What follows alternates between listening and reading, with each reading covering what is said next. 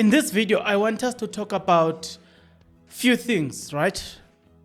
Two people were speaking at the funeral of Constable Boipelo Senoge.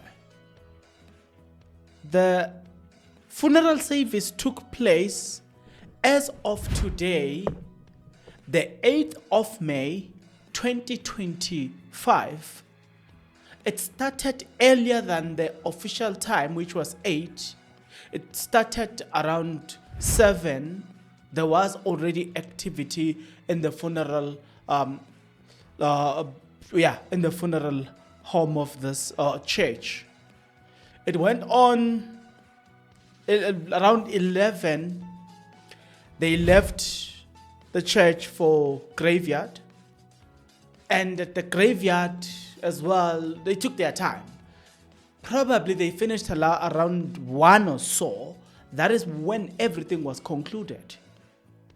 And that is that is by a way of introduction and background and contextual. But during the funeral service, as we might have, or as you might have heard, the minister was indeed present and he spoke. Part of the things that the minister spoke about was speculation that was misleading.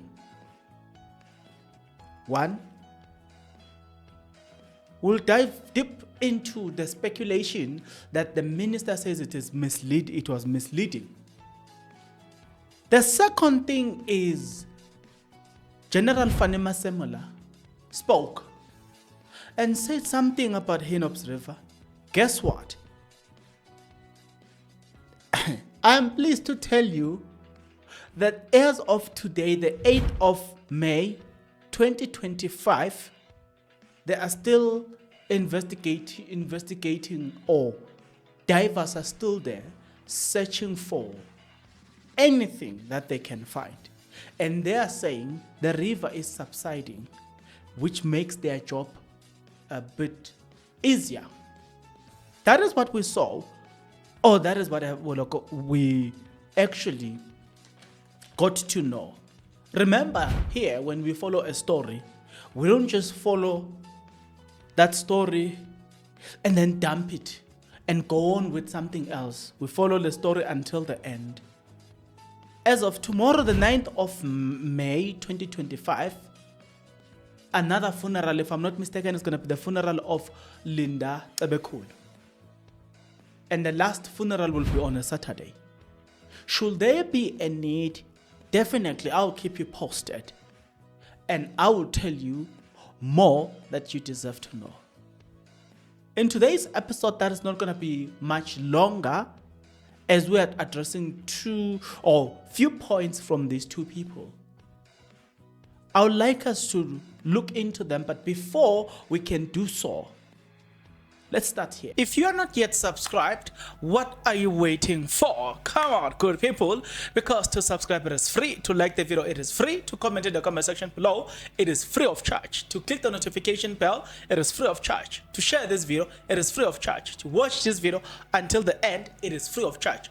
Also, good people, come on, to watch the ads, it's free of charge, and that's how you financially contribute to this YouTube channel. Speaking about financially contribution to the channel, you can become a member of this YouTube channel from as little as 20 Rand a month. You can also use the Super Thanks button. In case you don't want to do that, guys, there is a way where you can use my media company banking details to donate to the channel, and you know what I'm saying, we'll bring you more, and also guys want to buy more equipment. So the power is in your hands. Please do the honorable thing as we proceed. Okay, the Minister of Police, Mr. Senzo Mchunu, he spoke about speculation without evidence. That's the first thing that I want us to talk about. He spoke about speculation without evidence. There is a video of the minister speaking about that, so I'm going to have to insert the speculation that he's speaking about without evidence. But in what he said, there are things that are worth your attention, your ears, right? Such as he says that when this thing happened, they kept the public informed. In other words, they made sure that the public is informed so that the public doesn't get information from anyone else. Yesterday, the 7th of May 2025, delivered a video. In that video, I spoke about the family of Linda Tebekulu, that despite them having received information from the South African Police Service, they are still not satisfied with the information that was given by the South African Police Service. So when you speak about speculation, then you have to say, but didn't the South African Police Service speculate? And I'm going to tell you why I said this, the South African Police Service, they speculated too. Let's start here. This already painful situation was worsened by speculation circulating on various media platforms, social media platforms. And yesterday I spent some time reading or following one fellow on this media platform called TikTok, talking about everything from cameras on the road to cell phones, how cell phones should stop car accidents, to the make of the car,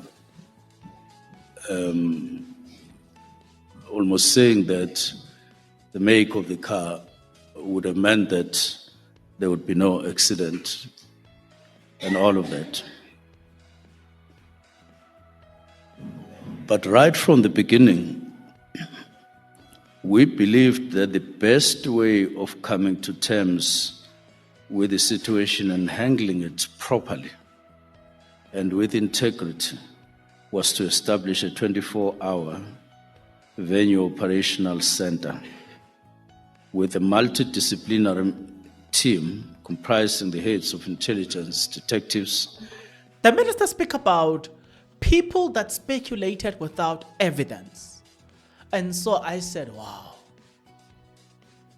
So does it mean that the minister is saying it would have been nice for you to speculate with evidence? Because if you say you have a problem with people who are speculating without evidence, are you saying people who speculated with evidence, they were better than people who speculated without evidence? What exactly does the Minister of Police say? Nevertheless, remember the family of Tebekulu, right? Do you remember what they said? Speaking of, we are addressing the issue of speculation here. The Tebekulu family said, the police told us in the beginning. By us, I mean them. They were informed, together with all the other families, that it was an hijacking. Some point it was an accident. And then changed. They then say they don't suspect anything sinister. They don't suspect any foul play. In other words, the police themselves came back and say, hi, there was no foul play here. Because if they were kidnapped, then there's a foul play. There's, you know what I'm saying? They died a natural death. So when you speak about speculation, the first people to speculate was the South African Police Service themselves. They spread speculations, later on changed their own version. Why is it a problem when others are doing exactly the same, Minister? I get it, I hear what you're saying, but please balance me. I did a video, guys. I'm not going to have to repeat that unless by evidence you want me to do so. I gave you 2 videos yesterday. One was from the Ebekulu family, where they said, we were told that even the minister said, not the minister, rather the Commissioner of South African Police Service said, at first we thought it was a robbery. It was a kidnapping, an incident. Was that not a speculation? If it was, who has a right to speculate then and who does not have a right to speculate?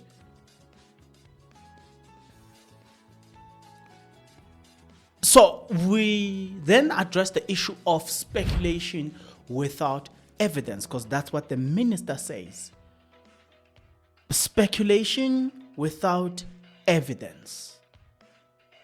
Then the minister says this part that I want to hear, and music to my ear, that there is going to be an update that is coming, right? They will be giving people full update, and that I appreciate.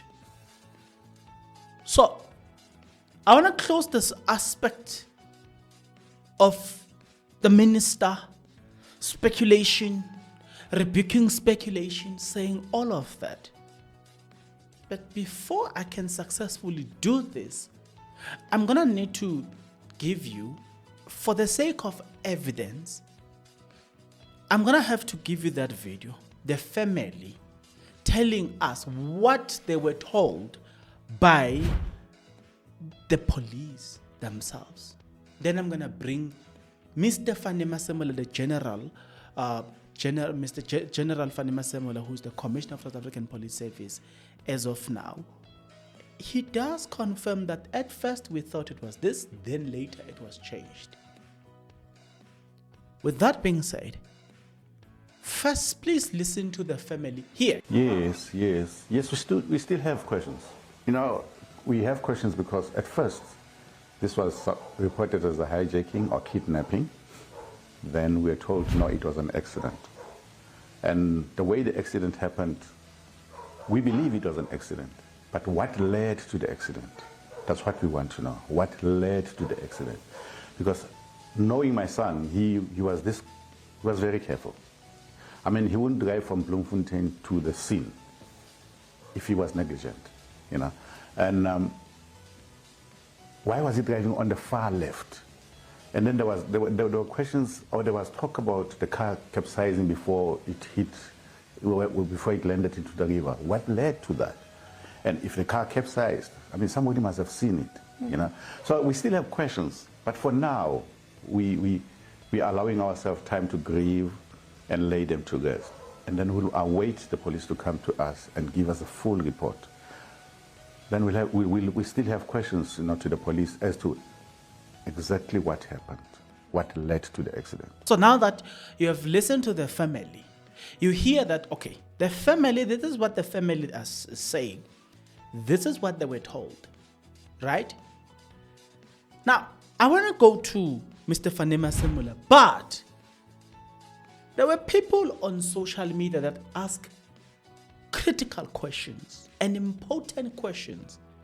I still have their evidence here because I kept all of that as evidence. One of the things that somebody once asked was the issue of timing. Somebody complained about the issue of time and said that the family said the last communication with the last communication and activity of the tracker was around 5 a.m., whereas the police themselves have said it was around 2.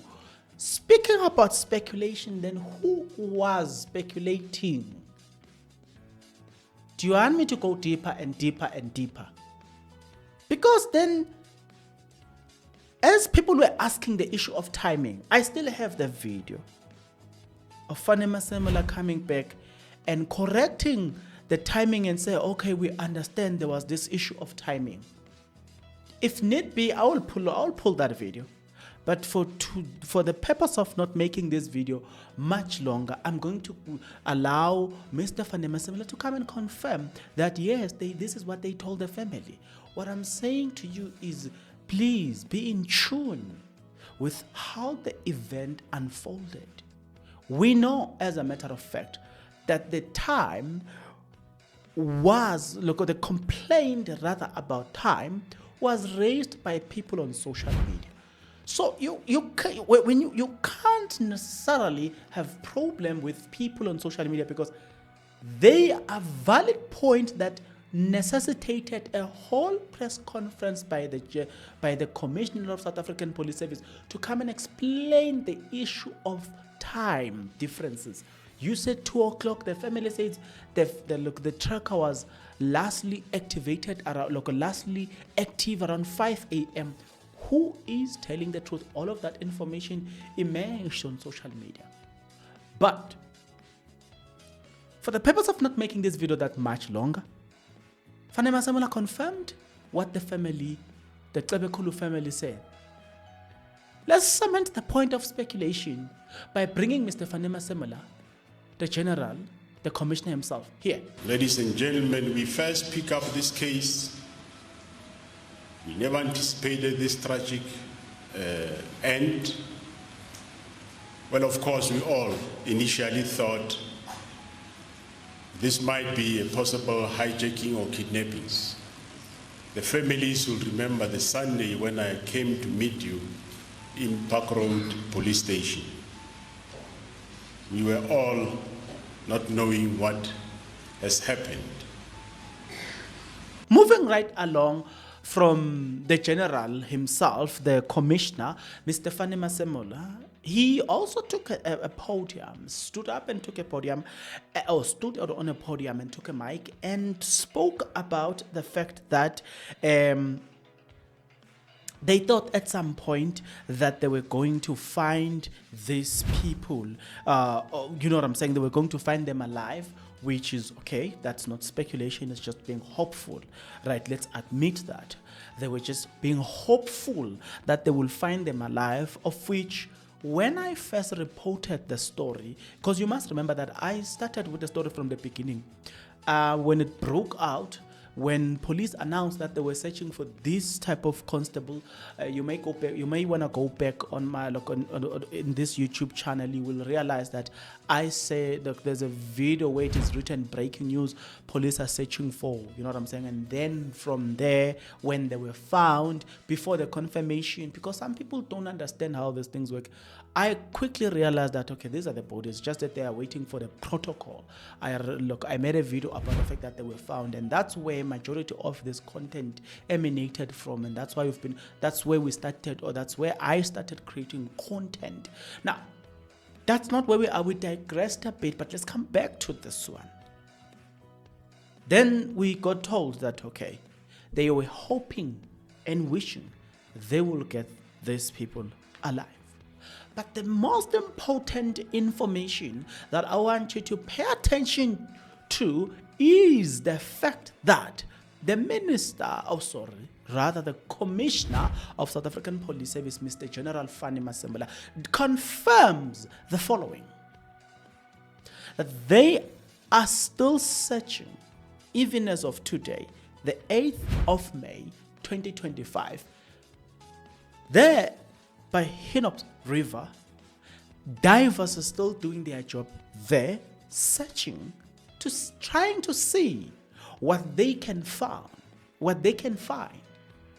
And also he does allude that the water is subsiding. So they are looking for evidence in that river till today. I want you to take a look at what the general or the commissioner will have to say here. That they were going back to work in Limpopo, and they vanished from the radar until we put in search teams, integrated search teams to look for them, and eventually they were found in Hinnops River.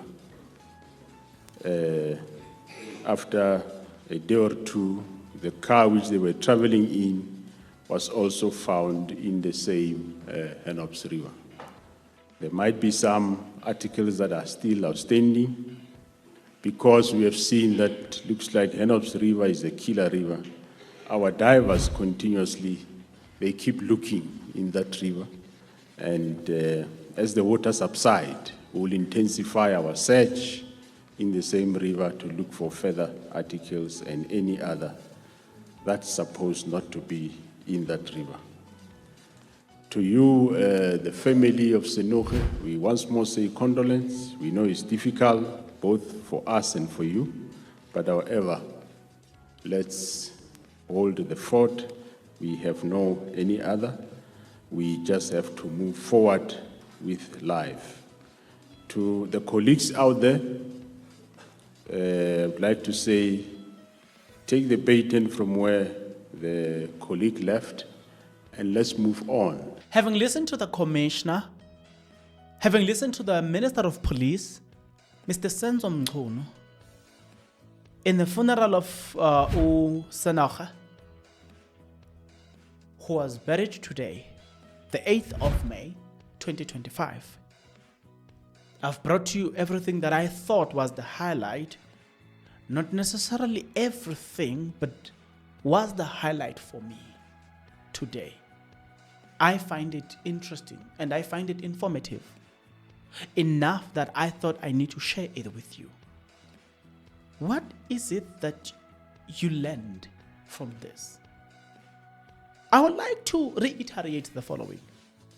I've said it to people and I will say it again. When the South African Police Service are looking for you, they will find you. And this I say that I want us to understand that when we criticize, we're not criticizing because we disrespect the institution. I did say at some point that South African Police Service, the task team or I think not task team, man, there's a word for it. Swarto word. The Special Force. Yes, South African Police Service Special Force. They were ranked number 3. At some point, also they were ranked number 7. Be it as it may, worldwide ranking says a lot about the capacity and the capabilities of the institution. That's number 1. I've said it and I will say it.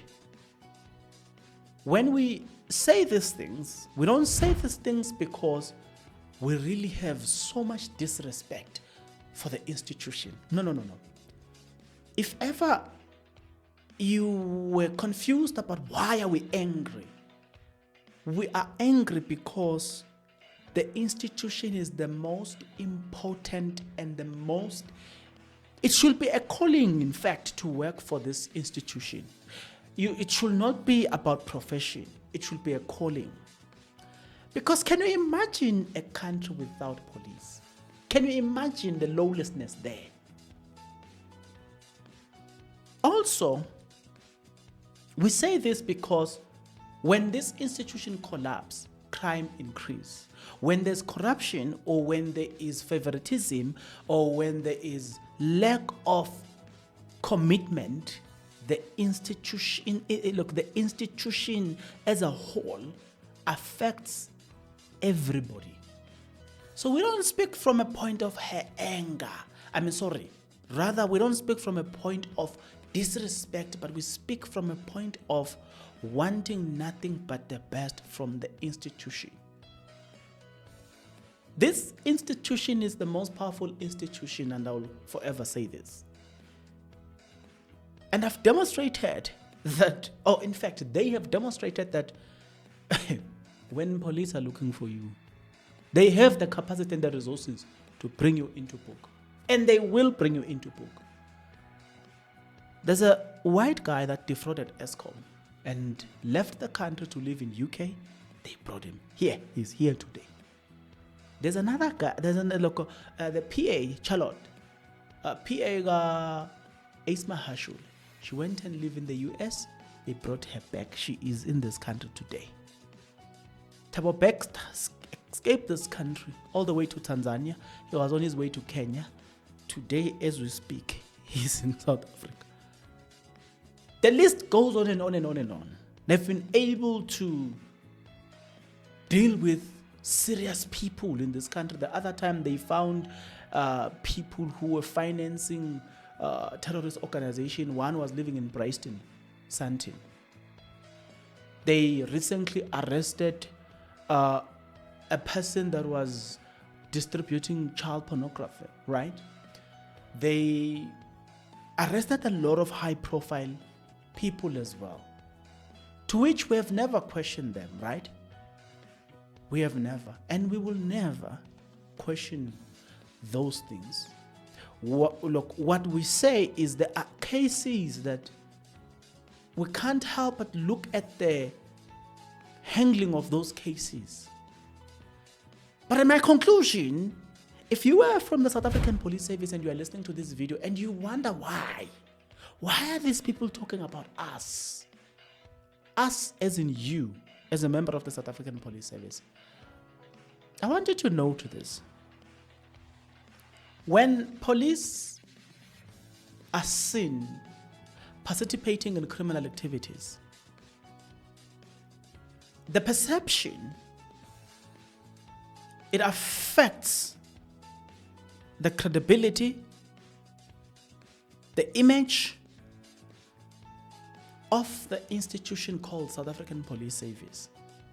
I've said it even in the Senzo Mayowa case. I said, every police that comes and testify there, they are either helping to build, maintain the image and the credibility of the South African Police Service or destroy it. But unfortunately, when you look at the people that testify in the Senzo Mayowa trial, there's only 2 to 3 people, police officers, that were very honest.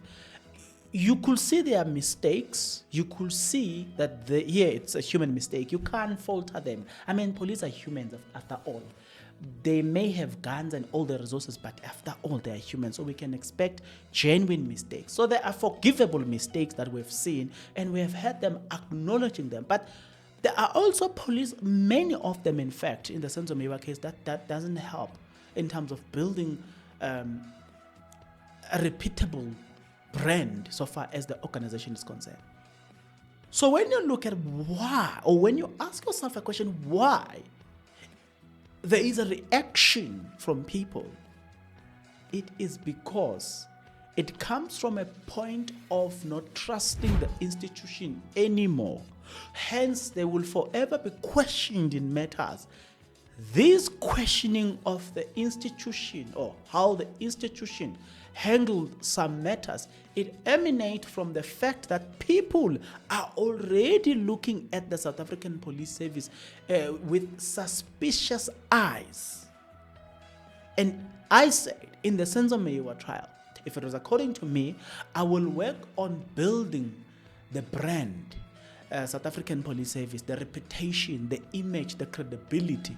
I will make sure that everybody that testify in public cases, I will make sure that those people brings nothing but the best. They bring their A game to instill trust, reliability, and make sure that they make people fall in love with the brand South African Police Service. I want to close by saying, or giving you a practical example of that. What General Mkhwanazi is doing in KZN, you will notice that the way he's handling things is very hard on criminals. But that's what people like. But what Mkhwanazi has managed to do, there is this thing that Mkhwanazi does, which is what people want. They want somebody that will never at any given point negotiate with criminals. And Mkhwanazi is a representation of that. But what he has also done recently, he just funded some games where it is him and the community. He's out of his uniform. He's interacting with the community. I even made a video and said, this is what will help Mkhwanazi going forward. He's building this thing where it creates trust, that I can trust, or it communicates trust. It communicates reliability. It communicates this thing that, you know what, if I know that so and so is doing, or there's some criminal activity that I'm suspecting there, if I report that, 1, there's going to be action guaranteed. 2, they will be dealt with accordingly if there's criminal activity. This I say because some people report, and then the same police release the information or tell the criminal who told us the look of this, and the criminals come back and torment you. That destroyed trust. So there will forever be this when it comes to police officers handling some of cases. There will forever be this suspicious eyes when you look or when people react to how you handle matters. Unless you fix the relationship between community and the organization, unless the relationship is built, you will never enjoy peace. I'm telling you, community will forever look at you with suspicious eyes. So if you want to know why people are speculating and all the stuff, it emanates from there. And the last part that I'm telling you about, let me give you the credit. Let me give credit where it is due. A friend of mine by the name of William Limpompo. We were talking about him, and I was like, why people like this case? Why are people so intrigued in this case? And he says it is because the majority of community members doesn't trust the police. They look at police with suspicious eyes. So let me give credit when it is due, where it is due. The information that I've just shared, it comes from him. With that being said, I'll see you guys on the next episode. Let me not close this completely because we might need to come back and share more with regards to this. Let me rather say, to be continued.